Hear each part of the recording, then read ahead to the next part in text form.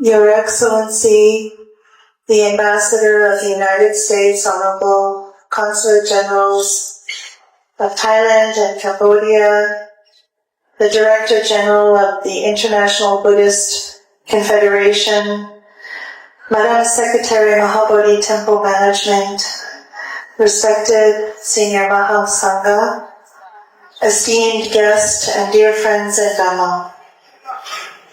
It is with profound gratitude and humility that I welcome you to this sacred gathering here in the motherland of India, the land where the Buddha walked, taught, and shared his timeless wisdom. Today we come together in reverence, not only to honor his teachings, but also to reflect on their deep relevance in our fragile and uncertain times. Now for 19 times we have come together under this most sacred Bodhi tree from all directions and one single purpose: to preserve the teachings of the Blessed One in our lifetime. While this may sound like a religious call to action, we welcome all faiths to join us in prayers as we need them more than ever.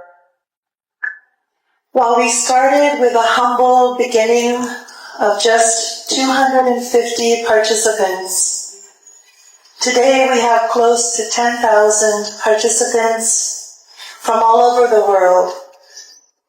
It started with one aspiration, and now these intentions have created a gathering whose sound has unified us together.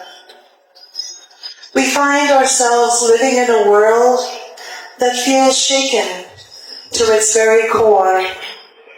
Wars and conflicts rage in many corners, sowing division and suffering. The echoes of a global pandemic still linger, testing our resilience and reminding us of life's impermanence.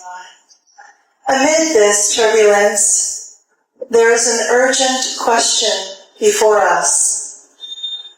What can bring our hearts closer to peace? The answer, I believe, lies in the very foundation of why we are gathered here today. The recitation of Pali words of the Buddha. These ancient words offer more than solace. They carry the potential to guide humanity toward a path of inner peace, mutual understanding, and lasting harmony. The teachings of the Buddha, preserved in Pali language for over 2,500 years, speak to us with undiminished power. When we chant the Metta Sutta, we are reminded of the boundless potential of loving kindness within each of us. When we recite the Dhammapada, we are called to walk the path of ethical conduct and mindfulness. These teachings transcend time and geography. They remind us that no matter the circumstances, the roots of peace are within our grasp. Even in moments of conflict and despair, the Buddha's wisdom assures us that the way forward lies in cultivating understanding, compassion, and mindfulness. Why do we chant? Why preserve these sacred syllables in their original cadence? The act of reciting Pali words is far more than just a ritual. It is a meditative practice. For the one who chants, It is an opportunity to steady the mind and to center the heart. For those who listen, it is a gift of calm and clarity, a ripple of peace that radiates outward. Together, chanter and listener create a shared space of harmony. And in this practice we find not only individual refuge, but also a way to inspire unity among communities and even nations. India, this sacred ground, from the snowy heights of Jammu Kashmir to the shining tip of Tamil Nadu in the Indian Ocean, carries the legacy of the Buddha's enlightenment. It is a land that has long been a beacon of spiritual wisdom and unity. And by gathering here today, we are reminded of our shared responsibility to uphold this legacy, not only for ourselves, but for the entire world. The Buddha taught in the Samyutta Nikaya, victory breeds hatred. The defeated live in pain. Happily, the peaceful live, giving up victory and defeat. These words resonate deeply in a world yearning for reconciliation. They remind us that peace cannot be achieved through conquest or division, but only through mutual respect and compassion. The pandemic, though devastating, offered a profound lesson. It revealed how deeply interconnected we are. It reminded us of the impermanence of all things, a truth central to the Buddha's teachings.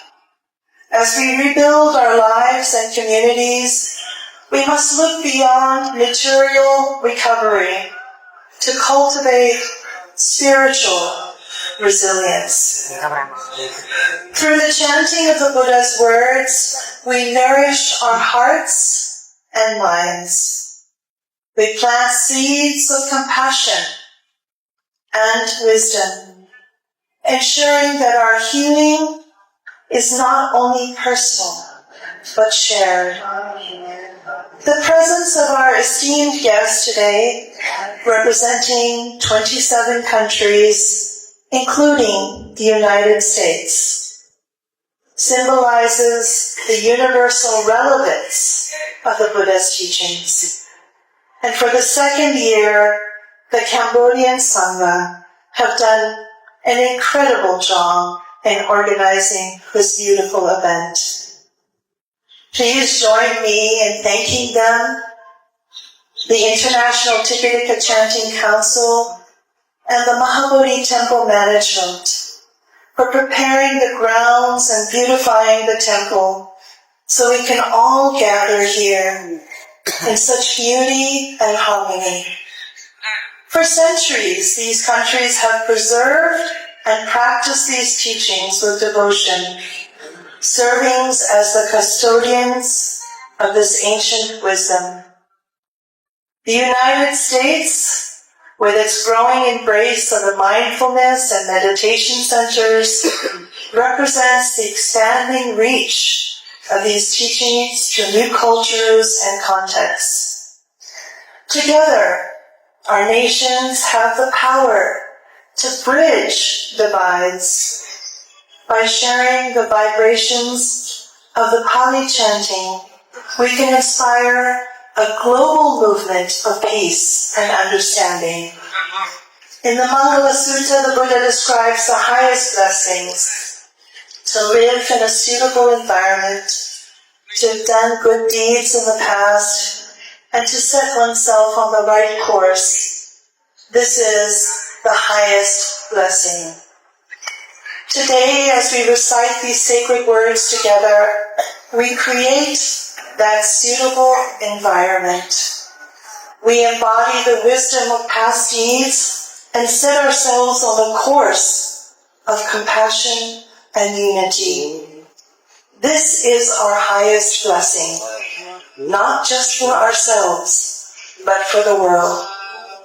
The Buddha taught that peace begins within ourselves.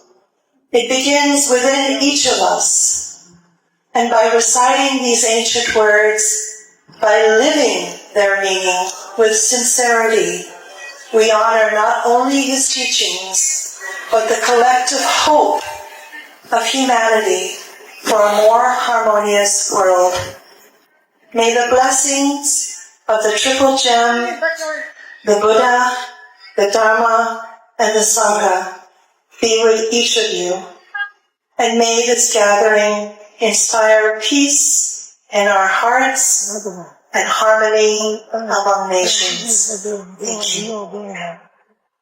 Sadhu, sadhu, sadhu.